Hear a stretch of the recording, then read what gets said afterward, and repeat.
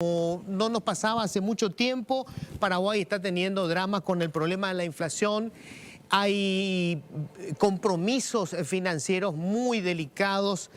Hay exigencias sobre todo para el tema de los impuestos. Es decir, tenemos que cubrir con impuestos casi todo lo que se está viniendo. Y el escenario es bastante gris, por no decir negro. Probablemente a vos te pase, nos pasa a algunos privilegiados. Yo soy un privilegiado en este país, tengo que decirlo. Soy un privilegiado porque mis ingresos me permiten estar por encima de esa angustia de la mayoría de los trabajadores que ven desesperados cómo hacen para llegar hasta fin de mes. Esa es la realidad de la mayoría de los trabajadores en Paraguay.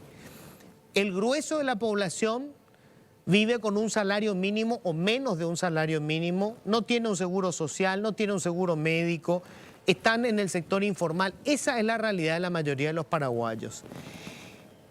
Decía, soy un privilegiado porque tengo unos ingresos que me permiten esquivar el servicio público. Es decir, como varios de los que a lo mejor están viendo en este momento el programa, yo pago educación privada para mis hijas, pago salud privada, pago un seguro privado, pago seguridad privada, pago transporte privado, no uso el servicio del transporte público. Es decir, pago mis impuestos, pero básicamente no hago uso de ninguno de los servicios públicos porque son deplorables. Y como la mayoría de los que vivimos en este país, si tus ingresos te permiten evitar el servicio público, lo haces. Pero, repito, igual pago mis impuestos. Y creo que tengo que pagar más impuestos. O sea, soy de los que están convencidos de que quienes tenemos más ingresos tenemos que pagar más impuestos. ¿Por qué? Porque somos muy buenos por esto. No, no tiene nada que ver con la bondad ni tiene nada que ver con la caridad. Tiene que ver con entender cómo funciona una sociedad. Yo necesito que mis hijas vivan en un país en donde haya estabilidad social. Y para que haya estabilidad social y para que haya seguridad es necesario que todos tengamos la oportunidad de generar ingresos, de desarrollar una vida, de alcanzar ciertos niveles de satisfacción. Y para eso pagamos impuestos aunque no vayamos a recibir los beneficios. Entonces yo, por supuesto, nadie paga contento los impuestos, pero pago mis impuestos esperando que estos permitan a quienes tienen menos beneficios que yo puedan llevar a sus hijos a un colegio, tener una cobertura de salud, tener una protección. Entonces uno paga y dice, está, este es el precio porque vivimos en comunidad y necesitamos tener empatía con los otros.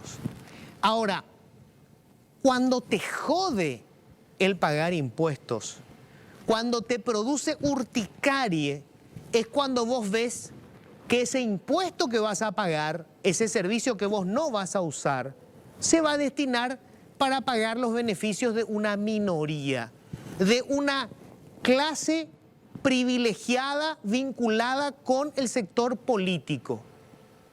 ¿Y a qué me refiero?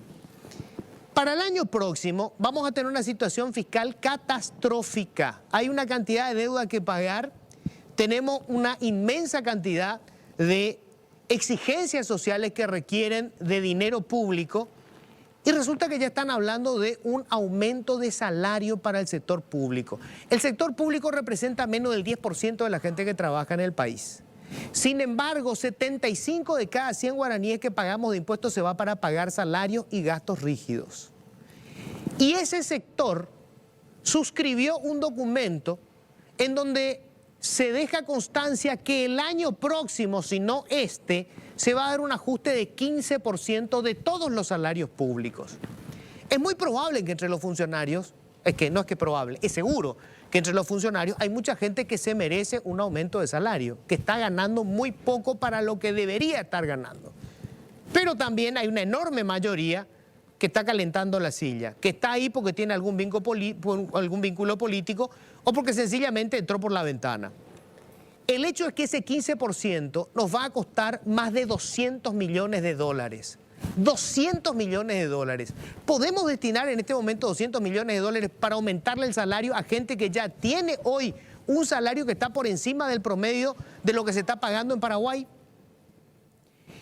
Se está hablando del subsidio, no sé cómo va a terminar esta historia porque siguen discutiendo, usar 100 millones de dólares para subsidiar el gasoil y la nafta. En teoría le va a corresponder a la mayoría de la gente que usa esos combustibles. Pero la pregunta es, ¿podemos usar 100 millones de dólares para subsidiar el gasoil cuando en los hospitales nos faltan medicamentos? Cuando tenemos 300.000 pobres extremos que no alcanzan a cubrir una canasta básica de alimentos. Podemos destinar entre un aumento de salario y subsidio 300 millones de dólares en un país en donde todavía se nos caen las escuelas, en un país en donde todavía tenés familias en donde se produce ese fenómeno de la desnutrición en los niños. Esto es simple. Muchos no usamos los servicios del Estado, pero pagamos nuestros impuestos porque estamos convencidos de que ese es el precio que tenemos que pagar para vivir en una sociedad que sea más justa. Pero eso significa que esos impuestos se tienen que ir para cubrir las necesidades de las personas más carenciadas, para que haya alguna equidad social, no para seguir manteniendo a la clientela política que permite a los que están en el poder seguir manteniendo el poder. Ellos se pueden ir a la mierda. Señores, bienvenidos. Esto es Políticamente Incorrecto.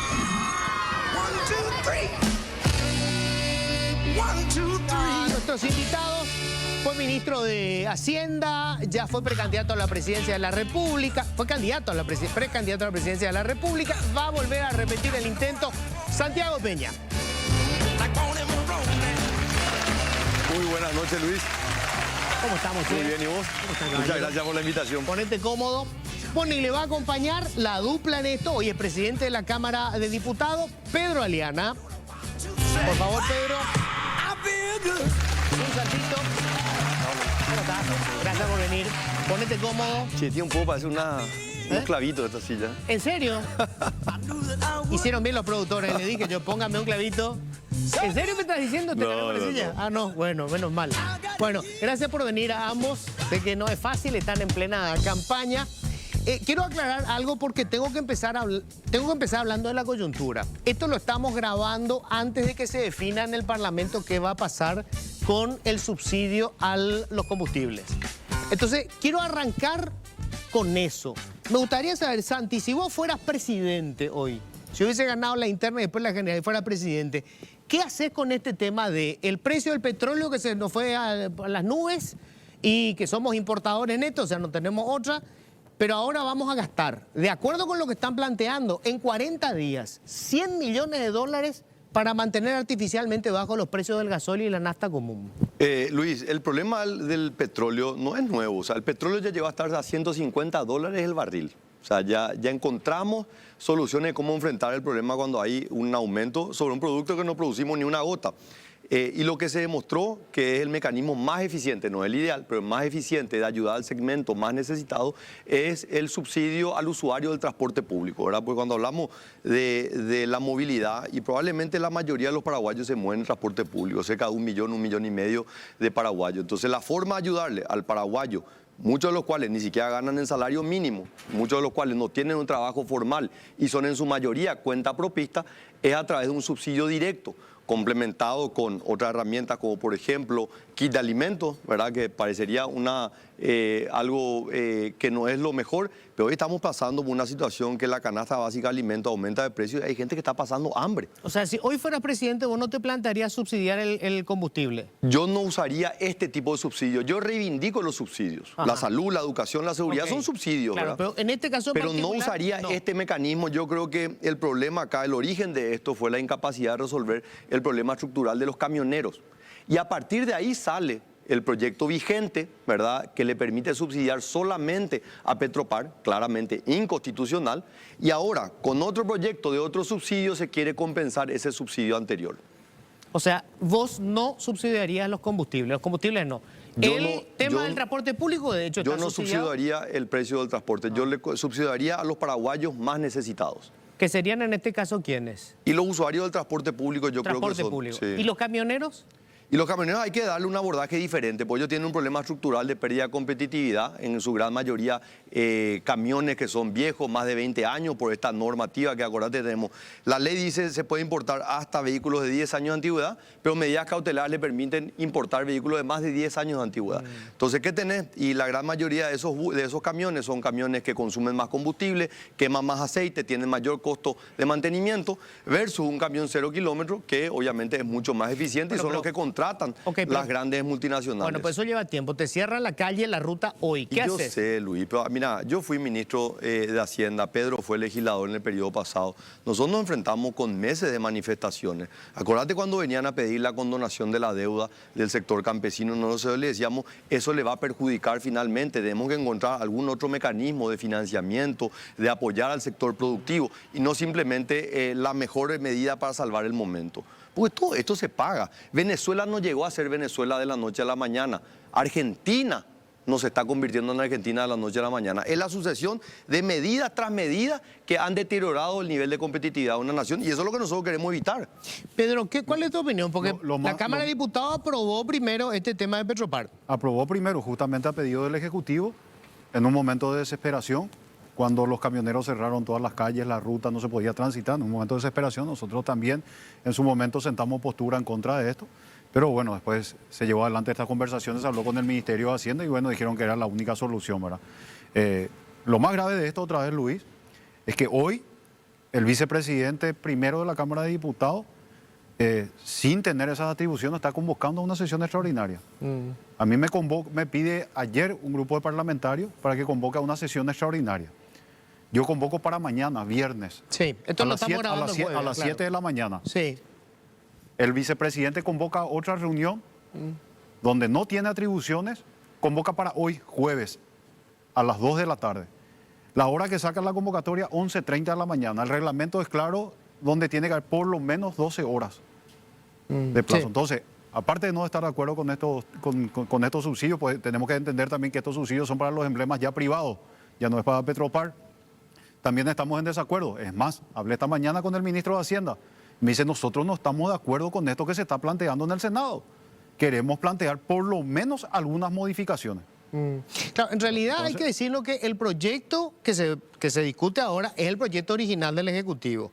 Lo de Petropar se decidió en el Parlamento. Que después se decidió en el Parlamento. Y para hacer ahí un paréntesis, ese proyecto oficial del Ejecutivo, para poner en contexto, esto se hace a la luz de una visita del ex ministro de Hacienda de Chile, Felipe Larraín, que es asesor del gobierno, y le preguntan a él, bueno, estamos con este problema del combustible, los camioneros, ¿cómo lo tiene Chile? Bueno, Chile tiene un fondo de estabilización que se creó en un momento de abundancia, cuando el precio del cobre estaba en las nubes y necesitaban ahorrar, y dijeron, tenemos un fondo de estabilización de las cuentas fiscales, hagamos un fondo de estabilización para el precio del combustible, pero nunca lo hicieron en un momento de crisis que requiere de una deuda, o sea, contra una deuda para pagar un subsidio. Eso es lo que no tiene ninguna lógica. Entonces, el proyecto es una copia del proyecto de Chile, que hoy nos estamos dando cuenta que no tenía un límite, que es lo que está pidiendo el Ministerio de Hacienda. El Ministerio de Hacienda pide que en la versión aprobada por el Senado se haga una modificación porque no establece un límite de cuánto es lo que se puede subsidiar y obviamente eso es un problema enorme. O sea, si vos fueras presidente hoy, los precios que se venderían en el mercado serían los precios del mercado internacional. Sí, y saldría a subsidiar de manera directa a aquellos sectores más vulnerables, que tenemos que entender, hay mucha gente que está pasando hambre, hay mucha gente que se quedó sin empleo,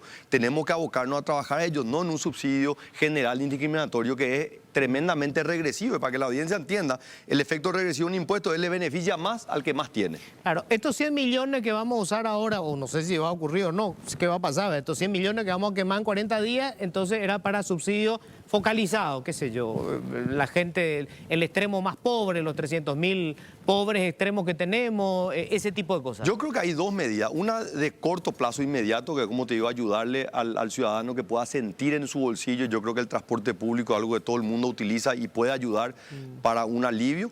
Y la otra medida que obviamente va a llevar 6, 7, 8 meses es ir reemplazando gradualmente los buses de combustión por buses eléctricos. Tiene muchísimo sentido. ¿Por qué no utilizar parte de esos 100 millones de dólares para compensar el costo financiero, para financiar a 15 o 20 años los buses eléctricos. Entonces, que el precio del combustible, que nosotros no tenemos control y no lo vamos a volver a tener control, porque acá la gente está especulando cuándo termina la guerra entre Rusia y Ucrania. ¿Vos te animás a anticipar eso? No puedo saber. ¿Vos crees que la única razón del aumento del precio del combustible es la guerra? Porque ya tuvimos un precio de 150 dólares. En realidad, o sea, digamos, si pudiéramos saber cuál es la causa por la que sube o baja el petróleo, los dos seríamos archimillonarios, ¿verdad? Y no lo somos. Te está por caer, te pusieron una silla medio... A mí que al final no le pusieron a Santi, me pusieron a mí la silla. No podemos cambiar la silla. Se me está por caer acá el presidente de la Cámara de Diputados. Me trajeron una... Y presidente del Partido Colorado. Y presidente del Partido Colorado. Después van a decir que esto lo estamos boicoteando a propósito. Buscamos otra silla, por favor, para cambiarla. No podemos pasar este tipo de papelones acá. Bueno, a ver, Pedro, te quiero preguntar esto porque en este mismo momento están también discutiendo salarios, ya hay pedidos de aumento de salario, inclusive algunos planteaban para este año, después se echaban para atrás, después de que tuvo que recular el propio Hugo Velázquez, vicepresidente de la República, cuando le dije, che, vos firmaste esto, entonces tuvo que echar atrás y dijo, no están dadas las condiciones. Ahora están diciendo ya que es para el año próximo, para el 2023, igual no sé cómo vamos a pagar 15% de ajuste de salario, pero... ¿cuál es tu opinión sobre esto, Pedro? Porque en la Cámara de Diputados acaban de abrir el grifo porque ustedes autorizaron un aumento de salario para un sector de la población que son los operadores de justicia, los actuarios judiciales, que para más 4 millones de guaraníes de aumento para cada uno. Nosotros, antes que nada, Luis, aclarar también que sabemos perfectamente, el vicepresidente de la República, el candidato a presidente, fue el que salió a comprometerse esto con los funcionarios públicos, encabezado por él y por la ministra Bacigalupo, donde inclusive hay un acta de por medio, un acta de compromiso de por medio. 7% iba a ser este año de aumento salarial y el otro 7,5% iba a ser el año que viene, ¿verdad?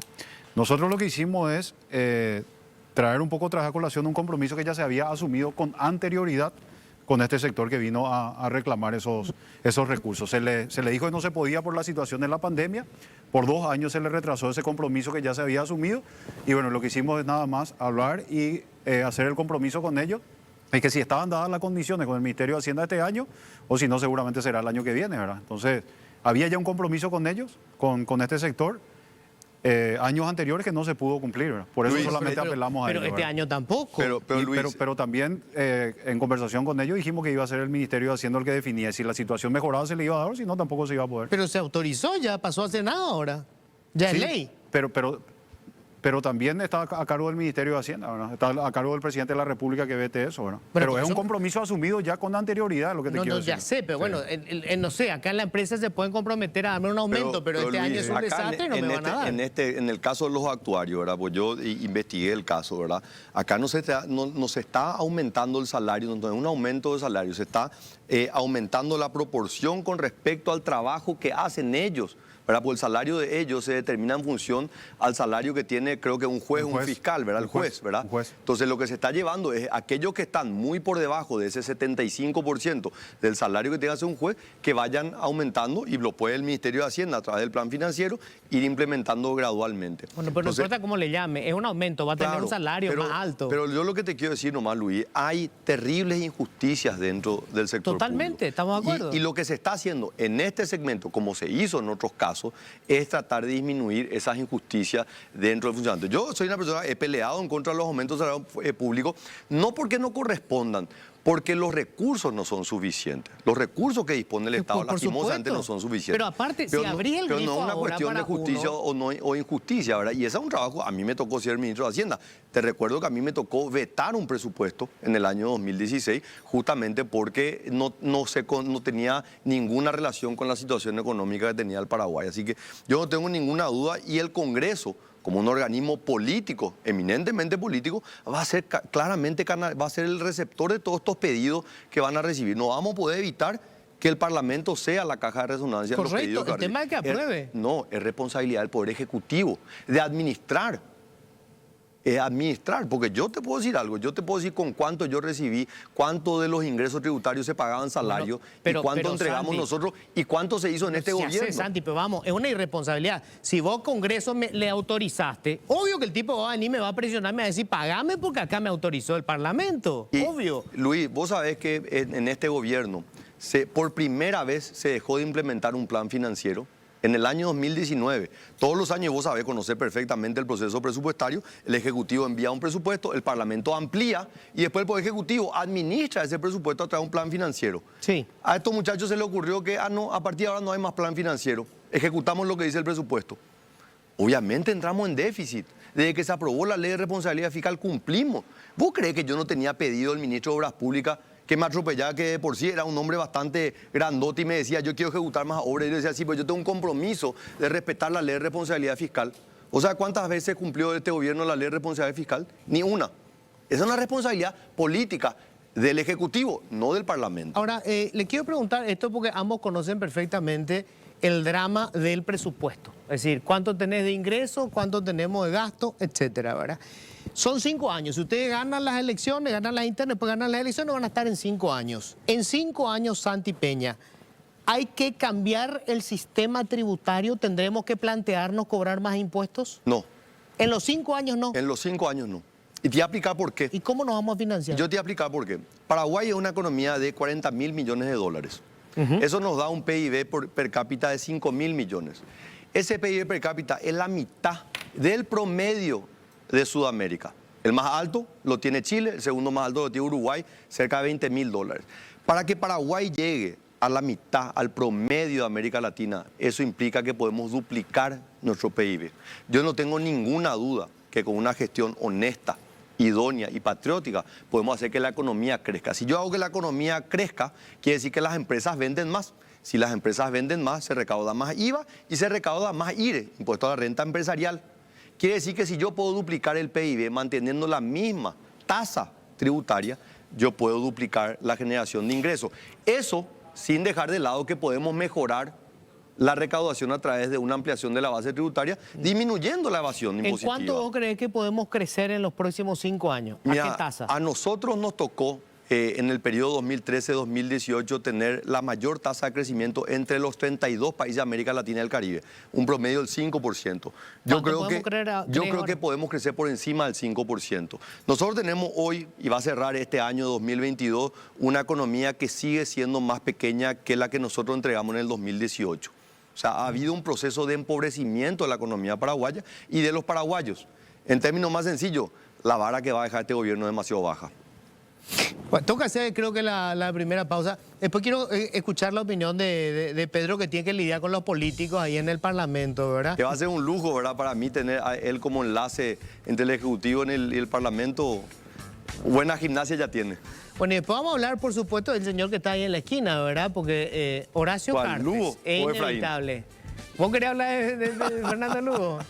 No, tengo que hacer una brevísima pausa. Antes le quiero hacer una recomendación. Después le vamos a cambiar la silla al pobre Pedro, che, que se nos está por caer acá. Qué bárbaro. Sí, los fueros no sirven si se cae la silla, pobre. Son medidas intimidatorias. Sí, ¿verdad? Bueno, señores, brevísima pausa.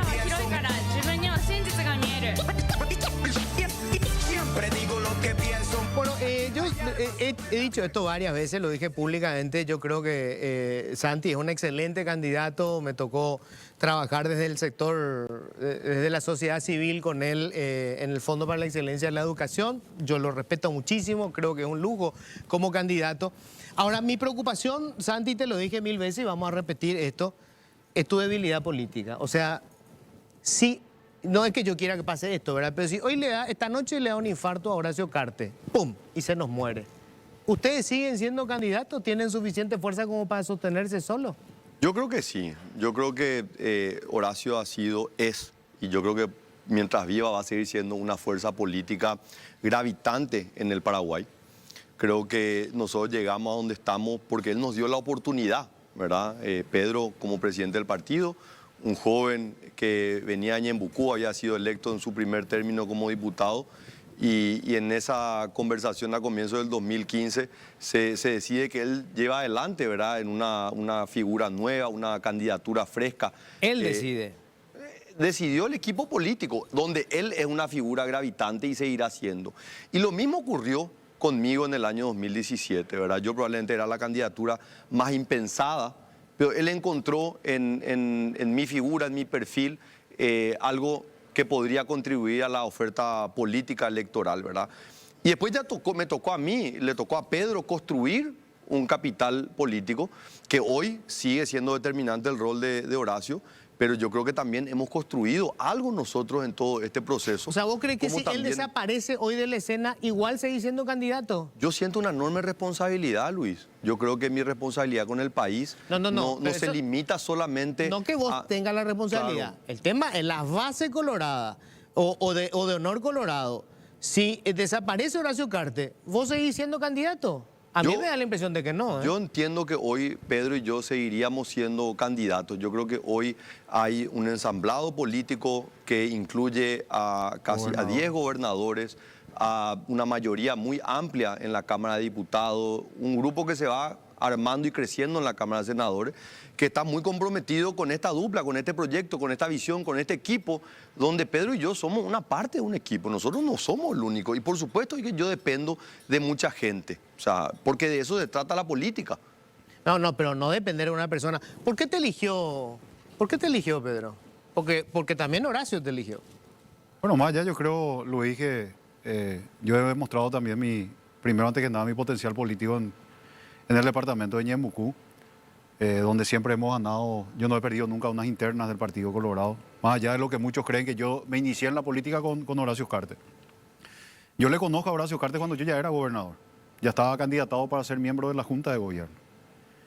Yo creo que Horacio empieza por ahí a tener cierto respeto hacia mi persona, hacia mi equipo también del departamento de Ñemucú. Le conoce a mi familia, sabe la clase de persona que soy. Y por supuesto la lealtad que le he demostrado también a él, al equipo, al partido en este tiempo. Y yo creo que va por ahí. También la gestión que tuve como gobernador, no tengo una sola denuncia por hechos de corrupción. Los 5 años de mi gestión como gobernador fueron auditados por la Contraloría. El Tribunal de Cuentas también ya juzgó todas mis rendiciones de cuentas. Me da la oportunidad para ser presidente del Partido Colorado. ¿Pero qué También vio en no tengo- particular? Porque, Yo está creo bien, que la lealtad. lealtad. Yo creo que la lealtad y el trabajo que vine realizando en estos espacios que te estoy mencionando. O sea, porque lo que me preocupa es eso. O sea, respeto obviamente la relación que tenés con él y lo de Santi, pero hay una cuestión. En democracia, una para persona terminar no puede nomás, Luis, concentrar para el terminar poder. nomás, Luis. Sí. Mi candidatura hoy a la vicepresidencia de la República, ¿cuál sería mi función más importante? Yo no digo que sería la única función, pero mi función más importante es ser el nexo entre el Ejecutivo y el Legislativo. Correcto. Creo que me he ganado bastante experiencia en los 9 años que ya estoy en la Cámara de Diputados, casi 9 años que estoy en la Cámara de Diputados como diputado, 4 años como presidente de la Cámara de Diputados, una presidencia con Horacio como presidente en el poder y 3 años en la disidencia, de seguidos. Entonces, creo también un poco que mi experiencia política en los cargos que he ocupado le ha llevado a él también No, a yo tomar creo, esta Luis, que decisión. es ¿verdad? injusto también asumir que tanto Pedro y yo estamos acá solamente por obra y gracia de Horacio Cartes. Horacio ha sido y seguirá siendo una fuerza política determinante. Pero yo creo que algún mérito también hemos hecho nosotros, ¿verdad? En el sentido de poder construir de nuestra conducta, de nuestro servicio, ¿verdad? En cada uno de los roles que nos tocó estar, ¿verdad? Y yo creo que eso va a trascender el día de mañana, ¿verdad? Y ojalá nosotros también le podamos dar oportunidad. A mí me tocó incorporar a una mujer joven en la administración pública, como fue el caso de Lea Jiménez, que primero vino como viceministra, luego se convirtió en la primer ministra de Hacienda en la historia de Paraguay. Hoy es candidata al Senado y ella me va a trascender a mí. Pero Ella, fíjate, o sea, ¿dónde yo se creo que- reunieron para presentar a las mujeres? En la casa de Horacio. Y obvio, si O es sea, el líder del movimiento. pero este es sigue un proyecto pareciendo como político. que él no es tomó un la club decisión de amigo. que ellas- Pero nosotros no estamos hoy viendo a ver si vamos a ganar la Copa Libertadores y bueno, vamos a reunirnos en Libertad, en Olimpia. No, este es un proyecto político que quien encabeza ese proyecto político, candidato a presidente de la Junta de Gobierno, es un expresidente de la República. Ahora, te pregunto esto, Santi, porque vos políticamente estás vinculado, depende de Horacio. Económicamente, vos trabajás en una empresa de Horacio. Como muchas personas, la empresa no es de Horacio, es de la familia, la Vamos, dueña es de del Horacio banco. Cartes, da igual. Lo mismo que me Sí, digan, bueno, pero Luis, esta empresa pero no es de vuelta, Bierzi, Luis, es de Luis, Bierzi. ¿vos crees que yo no tengo competencias académicas y profesionales para ser director de un banco? discuto. Y bueno, Yo estoy hablando de cuál es tu dependencia política. pero vos estás Porque- subestimando mi capacidad no, profesional. Señor, Santi, ¿a qué voy? Fíjate las experiencias que hemos tenido. El caso del presidente Cubas. Sí.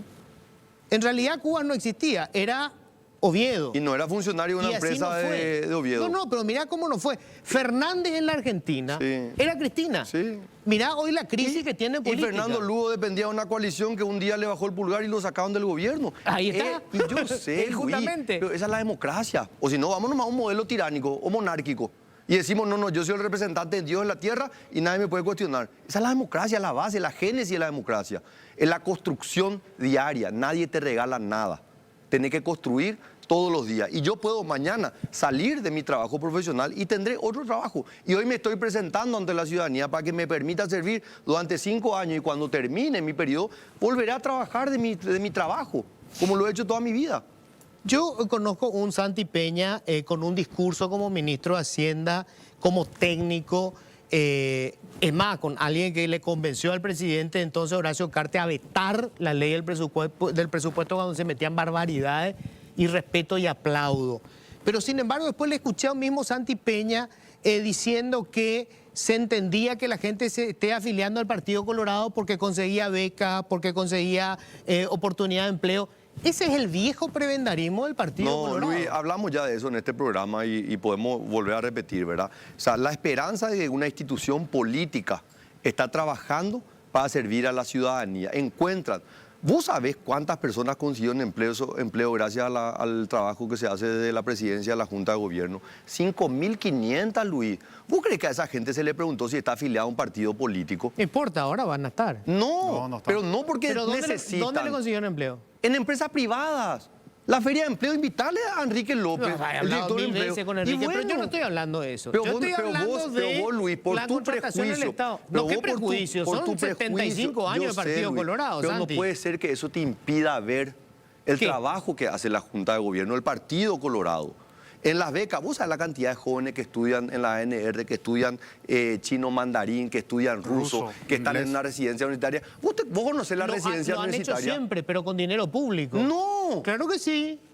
No, esa es la historia del prebendarismo del Partido no, Colorado, Luis, vamos. Luis, no te digo que lo el esté haciendo Partido ahora. Colorado, el Partido Luis, Colorado sí, lo recibe fue así. plata. Una cosita, Luis. A ver, Pedro. Los otros partidos políticos también reciben subsidios y aportes Claro. partidarios estipulados. ¿Por qué no hacen lo mismo en la ANR? ¿Por qué el Partido Liberal que recibe también en misma proporción que el Partido Colorado no hace eso?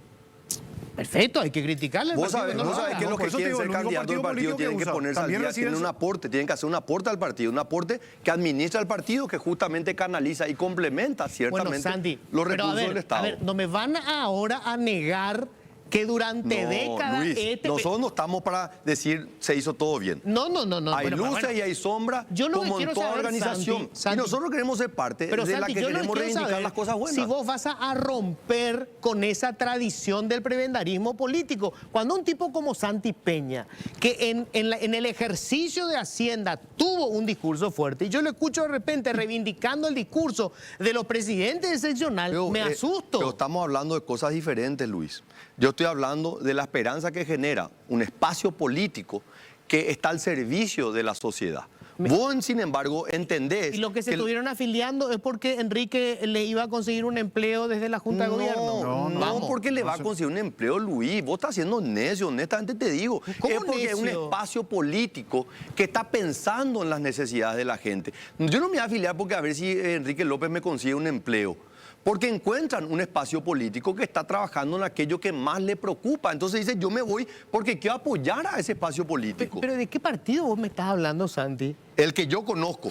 Y capaz vos te estás mirando el Partido Colorado hace 20, 30, 50 años. Entonces, y dentro, Es el mismo partido, del hace- Partido Colorado hay 2.800.000 afiliados, ¿verdad? Muchos de los cuales ciertamente son paraguayos y tienen muy malas prácticas. Justamente son aquellos a quienes hoy estamos enfrentando, porque queremos cambiar esas malas prácticas. Pedro, ¿qué cosas vos crees que son urgentes de hacer? Vamos a suponer que llegas al poder con Santi. Llegan.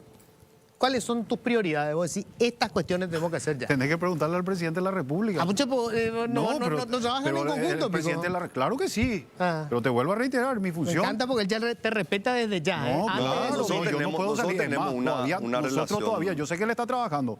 Y está trabajando con gente de primera que creo que la gran mayoría de o ellos sea, van a ir vos ahora te estás dedicando a tu tarea legislativa al 100%. legislativa y también acompañarle en la campaña. ¿Cuáles van a ser las prioridades, Santi? Yo creo, Luis, nosotros tenemos que recuperar la economía, nosotros tenemos que recuperar las heladeras vacías y el bolsillo de la gente. Creo ¿Cómo? que Y yo creo que hay que hacer que la economía crezca, yo creo que hay que generar confianza nuevamente. Vos estabas hablando al comienzo en tu intervención, el sector público representa el 10% de la población económicamente activa. O sea, quiere decir que hay 90% de la población que está fuera del sector público, que hoy está pasando muy mal. Entonces tenemos que generar las señales apropiadas para que el sector privado salga a invertir, el nacional e internacional, ¿verdad? Porque la economía finalmente es el resultado de las decisiones que toman los actores económicos. Entonces creo que es fundamental generar esa confianza. Yo creo que el gobierno, el Poder Ejecutivo, puede generar esa confianza a través de una mejora en la gestión pública de las instituciones. ¿Cómo hacemos eso?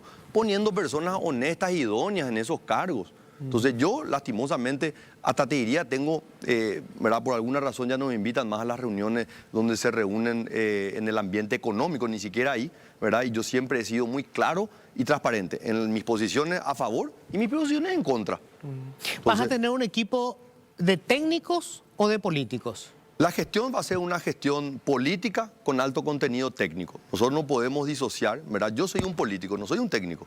Sí, ahora que sos político, pero claro. tengo un alto conocimiento técnico. Correcto. Que me permite identificar. Y así como yo, hay muchísimas personas que también entienden que la política es la herramienta para poder generar beneficios que requieren de un conocimiento técnico. Entonces, no se puede separar, no se puede disociar la política de la economía o del aspecto técnico. Ambas tienen que combinar, ¿verdad? Y Pedro para mí es el compañero ideal, ¿verdad? También en ese conocimiento, no solamente del trabajo legislativo, sino de alguien que ha hecho política desde la misma descentralización, que es un problema enorme que nosotros tenemos que hacer.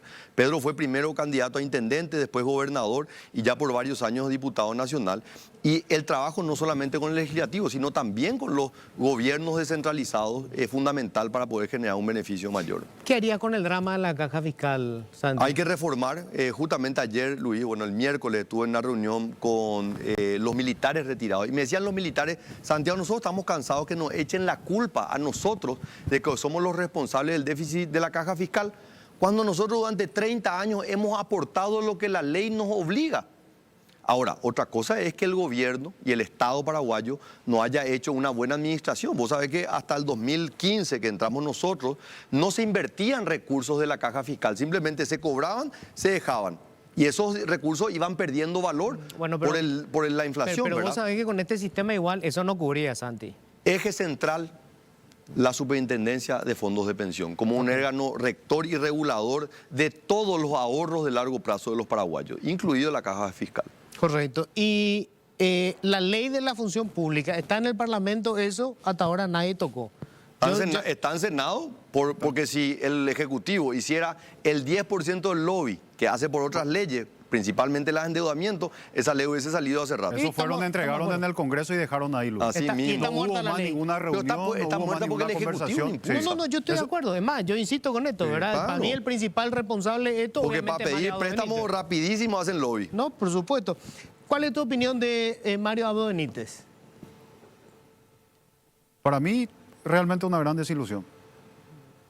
Una gran desilusión. Fracasó en varias áreas del gobierno, por no decir en la gran mayoría. Hugo Velázquez es corrupto. Sí. Y si vos sos presidente, ¿impulsarías una investigación? No como el Ejecutivo, pero sí creería que los órganos de control deberían hacer su trabajo en esa materia. O sea, no como una medida del Poder Ejecutivo, porque no es competencia del Poder Ejecutivo. ¿Hay que hacer una reforma constitucional? Yo creo que es debatible, Luis. Yo creo que es debatible, yo creo que este ha sido un motivo de conflicto, pero finalmente no es una decisión del Poder Ejecutivo, finalmente el Parlamento que debería discutir y analizar si están dadas las condiciones para una reforma constitucional. Esa pelota tratada de unión civil entre personas del mismo sexo, Pedro. Nosotros hoy por hoy desde el Partido Colorado hemos manifestado nuestro desacuerdo. ¿Y vos personalmente qué opinas? También, estoy de acuerdo. ¿Estás de acuerdo o estás, No acompañar. estás en desacuerdo? En desacuerdo. Vos tenías otra opinión antes, Santi, ¿verdad? Nosotros, En realidad mi opinión nunca cambió, Luis. Vos me hiciste una pregunta sobre mi visión de si Sí, tu visión discrimino o personal. no, ¿verdad? Sí. No discriminás. No, pero yo ya dije, yo no soy una persona que discrimino, Sí. ¿verdad? Pero a título personal yo soy una persona que reivindico la vida, la concepción desde la defensa de la vida de la misma concepción, y el matrimonio entre la unión del hombre y la mujer como única forma de matrimonio. Y después está la discusión política y la discusión constitucional. Mi pregunta es, unión civil entre personas del mismo sexo, ¿vos estarías de acuerdo? No, ¿Por qué? porque no estoy de acuerdo. Pero entonces estás negando un derecho. No. Es la unión civil. No estoy hablando de matrimonio. Yo no estoy de acuerdo, a título personal. A título personal. ¿Y por qué no estás de acuerdo?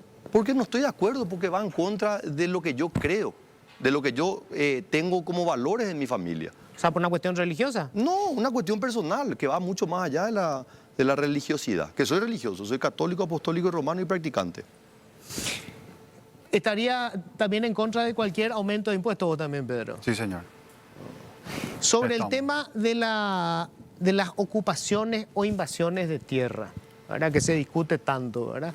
¿Cuál es la posición que asumís? Defensa de la propiedad civil de manera irrestricta y el apoyo a la agricultura familiar campesina en el acceso a la tierra y en el aumento de la productividad de su trabajo. ¿Vos crees que hay tierras mal habidas? Y deben haber, te soy honesto, nunca me puse a investigar las condiciones en las cuales el IBR otorgó tierra allá en la década de los 60 y 70, no tengo ninguna duda que debe haber algunos manejos, como hoy estamos viendo en el INDER, también manejos poco transparentes, ¿verdad? Pero creo que, y volvemos al tema del subsidio, no podemos tratar de solucionar una distorsión con otra distorsión, ¿verdad? Nosotros no podemos decir con el argumento de que hubieron delitos en el pasado, no, entonces vamos a fomentar la invasión de tierra porque hay tierra mala vida, que yo no. El acceso a la tierra, legal, en condiciones normales, y el apoyo a la agricultura familiar campesina, con acrédito, con apoyo técnico, con apoyo en la comercialización de los productos, sin generar distorsiones. ¿Hay que privatizar unas empresas públicas, Pedro? Nosotros habíamos hablado en su momento con Santi, con el gobierno anterior, ¿verdad? Pero no, creo que Santi tiene también eso en...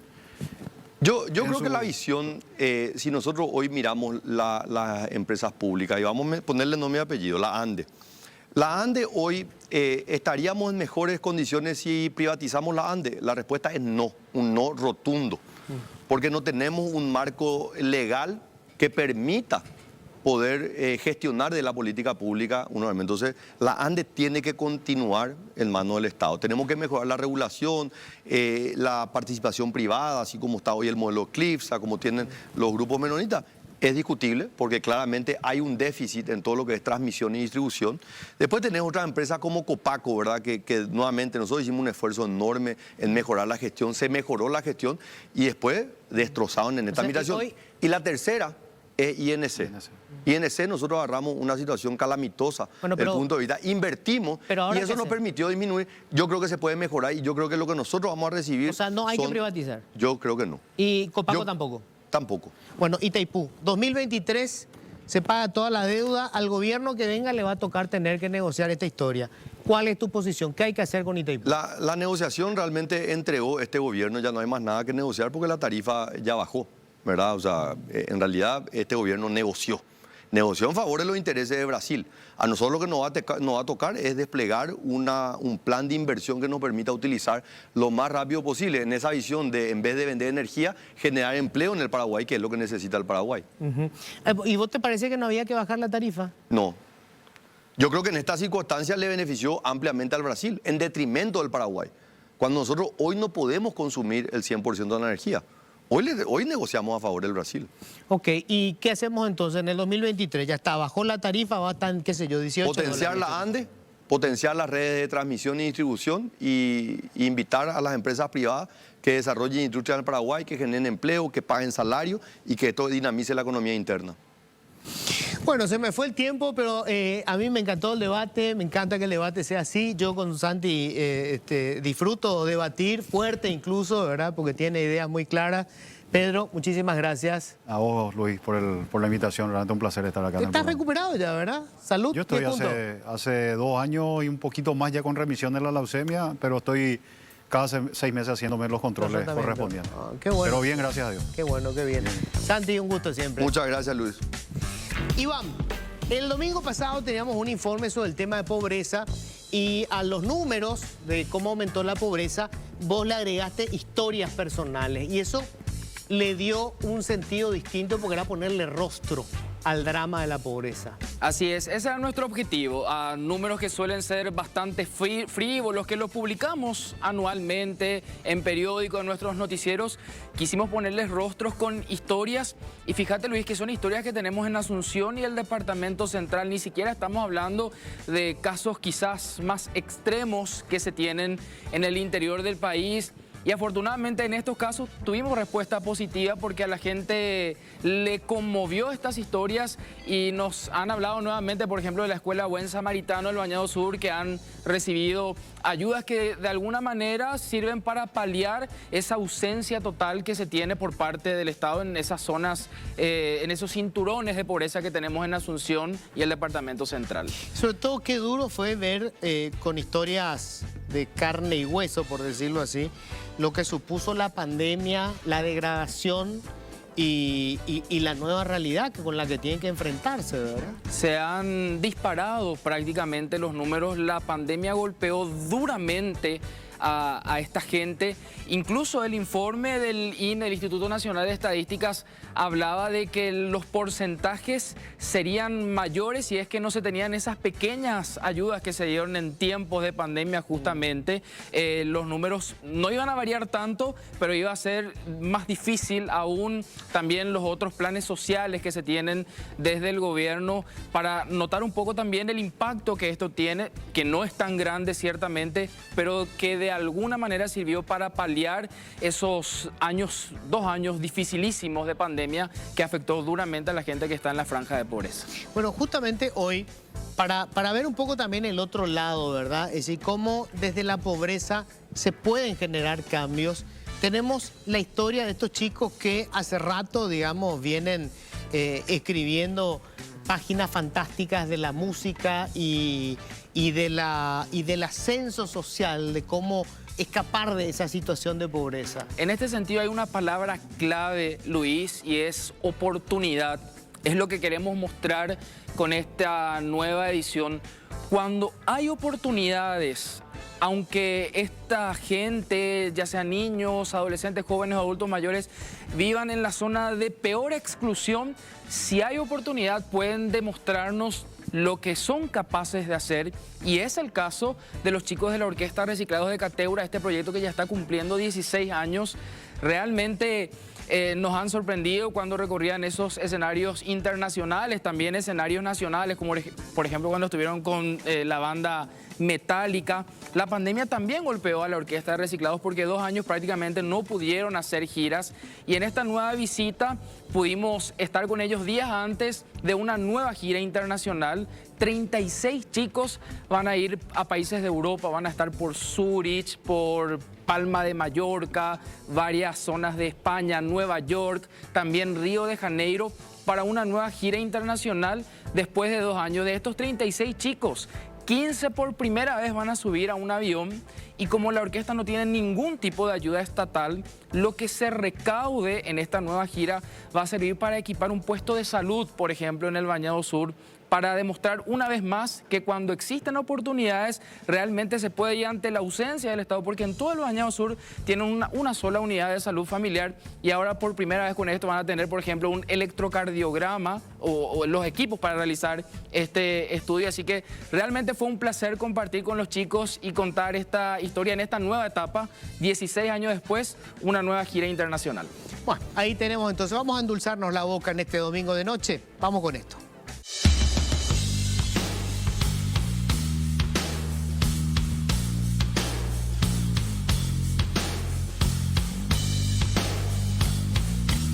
El vertedero de Cateura es el lugar en donde van a parar todos los desechos generados en Asunción y el Departamento Central. La zona está rodeada por poblaciones vulnerables que forman parte de uno de los cinturones de pobreza más grandes del país. Al Bañado Sur o al vertedero Cateura nos suelen traer solamente las malas noticias. Pero hoy visitamos esta comunidad para demostrar que cuando existen oportunidades, las vidas pueden cambiar. Como es el caso de los chicos de la Orquesta de Reciclados de Cateura, quienes a partir de la basura nos regalan música. El alma de mis canciones al mundo quiero Esta escuela, adornada con un mosaico de notas musicales y partituras, es el lugar en donde ensayan los chicos de la Orquesta Reciclados de Cateura. Chicos que hacen música a partir de la basura y que encuentran en este proyecto una oportunidad para salvar sus vidas de las adicciones, abusos y una serie de problemas típicos de la zona vulnerable en la que les tocó nacer. Estamos casi en el corazón del Bañado Sur, que es una de las comunidades más humildes, con mucho más familias en situación de precariedad y en riesgo de exclusión social. Entonces, el trabajo que hacemos tiene su centro en la inclusión de estos niños y jóvenes de esta comunidad y ahora también de otros jóvenes de la misma condición de otras comunidades. Entonces, lo que hacemos nosotros es buscar oportunidades para ellos a través de la música.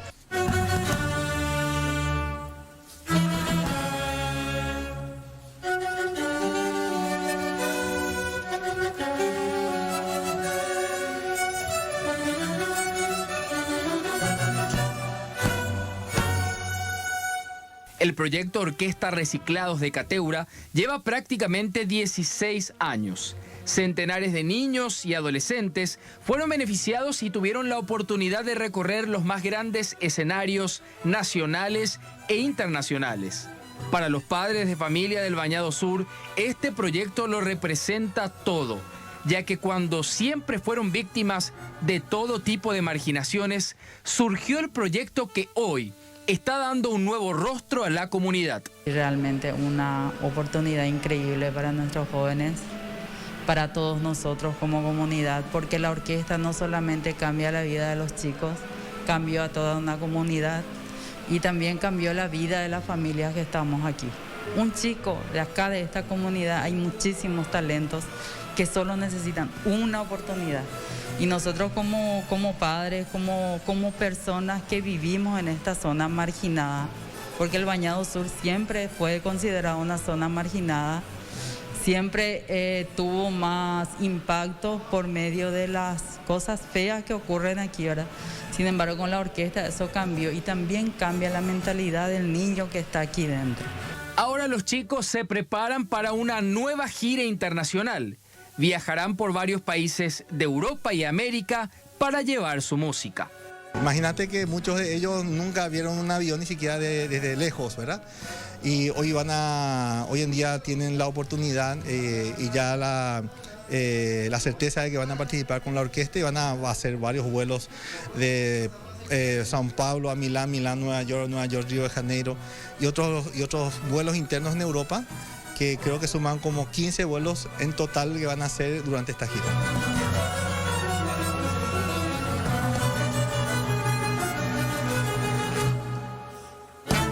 Los instrumentos reciclados que se construyen en este lugar, que tienen como base fundamental o elemento fundamental la basura que llega a Cateura todos los días, se transforman las manos de estos jóvenes en música.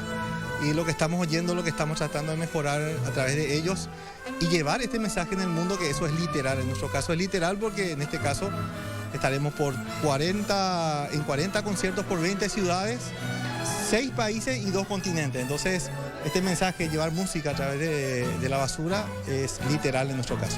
36 artistas viajarán durante un mes y medio y 15 de ellos lo harán por primera vez en su vida. Es mi primer viaje, estoy muy emocionado.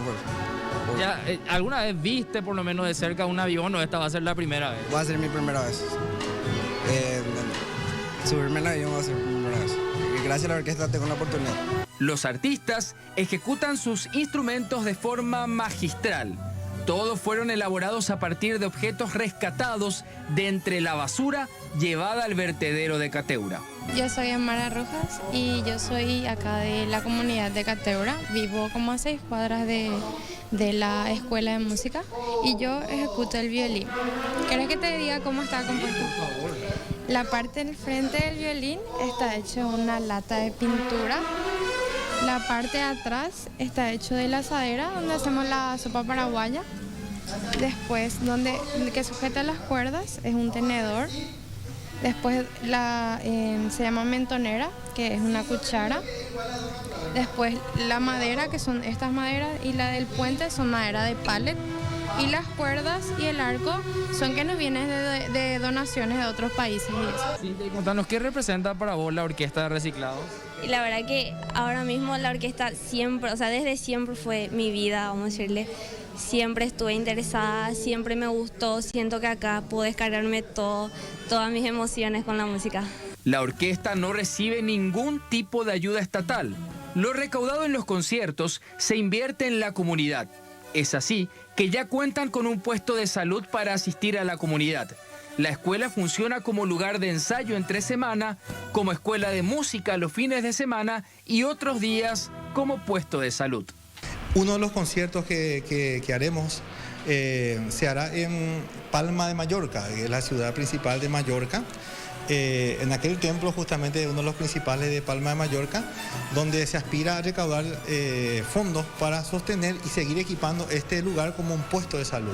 La Orquesta de Reciclados nos invita a soñar, a creer que cuando hay oportunidades, los paraguayos podemos llegar muy lejos a pesar de cualquier adversidad.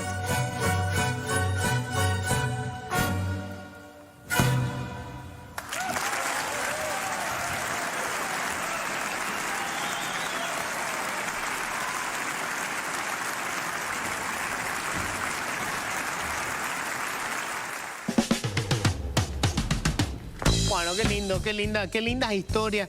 Iván, ¿y qué se siente cuando vos conversás con estos chicos?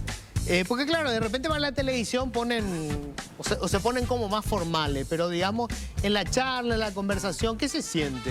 Tengo que ser sincero, yo salí sorprendido porque claro, conocía la historia, incluso se ha realizado un documental por productores internacionales, pero volví a ir a ese lugar después de más de 2 años y ya tienen un nuevo taller.